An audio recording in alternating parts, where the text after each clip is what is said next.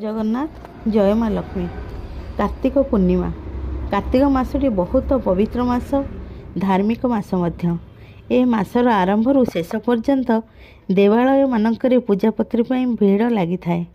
सकाळु सकाळु हविशाली माने स्नान सारी तुलसी चौरा पूजा करिथांती। आम सरकार मध्य हविशाली मानक पई पुरी रे रहिबा खाइबार मागणा व्यवस्था करिसेंती। ए मासटी बहुत धार्मिक मास अटे। ए मासरे मध्य दान धर्म कले बहुत पुण्य मिले। एही कार्तिक मासरे आमिष खाइबा मना, कारण भगवान विष्णु एक राक्षस को मारिबा पई मत्स्य अवतार नेइथिले एवं जलरे 1 मास पर्यंत रहिथिले। कार्तिक मासटी धार्मिक मास होइथिबारु किछि भी आमिष खाइबा मना। बग मध्य आमिष छाड़ी थाए बोली कुहा जाए। कार्तिक मासटी बहुत भल लागे। अँला नवमी, पंचुकर, मुरुज, चौरा पूजा, दीपदान, मंदिर मानकर कीर्तन ए सबू ए मासटी को आहुरी सुंदर करदिए। सबुठु बड़ कथा है सबु शिव मंदिर मानकरे लोक मानकर बहुत भीड़ लगे। बाबा धबलेश्वर निकटरे बड़ ओषा पालित हुए।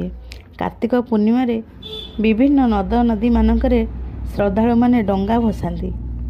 आम ऐतिहास कहे एही कार्तिक पूर्णिमा दिन साधव पुओ माने वाणिज्य करने को बोईतरे अन्य राज्य को जाउथिले एवं सेठारु धनरत्न बोही आणुथिले।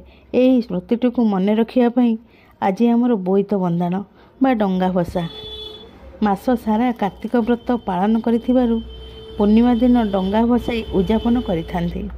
डंगारे पान गुआ रखी कहिथांती, आ का मा बई पान गुआ थोई, पान गुआ तोर मासक धर्म मोर। यही कथा कही डंगा भसाई थांती। यही पूर्णिमा को रास पूर्णिमा मध्य कही थांती।